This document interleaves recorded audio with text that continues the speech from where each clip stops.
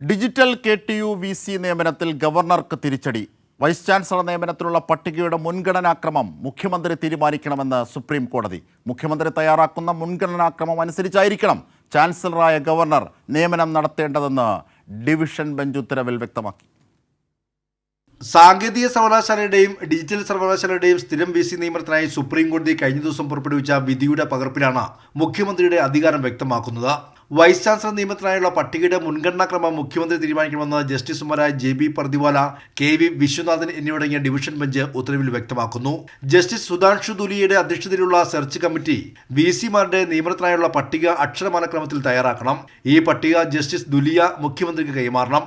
തുടർന്ന് മുഖ്യമന്ത്രി പട്ടികയിലെ പേരുകൾ മുൻഗണനാക്രമത്തിൽ ഗവർണർക്ക് കൈമാറണം. പട്ടികയിൽ ഉൾപ്പെടുത്തിയിരിക്കുന്ന പേരുകളോട് മുഖ്യമന്ത്രിക്ക് വിയോജിപ്പുണ്ടെങ്കിൽ അത് ഫയലിൽ കുറിക്കാം. വിയോജിപ്പിന്റെ കാരണവും അതിനാധാരമായ രേഖകളും ചാൻസലറായി ഗവർണർക്ക് പട്ടികയ്ക്കൊപ്പം കൈമാറണമെന്നും സുപ്രീം കോടതി ഉത്തരവിൽ പറയുന്നു.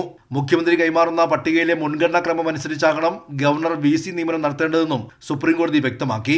മുഖ്യമന്ത്രി കൈമാറിയ പട്ടികയിലെ പേരുകളോടും മുൻഗണനാക്രമത്തിലും ഗവർണർക്ക് വിയോജിപ്പുണ്ടെങ്കിൽ ആ കാര്യം ഫയലിൽ കുറിക്കാം. സംസ്ഥാന സർക്കാരിനും ഗവർണർക്കും പാനലിലെ പേരുകളിൽ ഏകാഭിപ്രായമില്ലെങ്കിൽ സുപ്രീം കോടതിയെ അറിയിക്കണം. തുടർന്ന് സുപ്രീം കോടതിയായിരിക്കും VC നിയമനം സംബന്ധിച്ച അന്തിമ തീരുമാനമെടുക്കുകയെന്നും ഡിവിഷൻ ബെഞ്ച് വ്യക്തമാക്കി.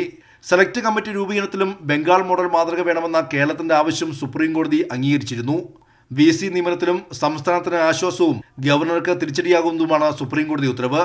കൈരളി ന്യൂസ്, ദില്ലി.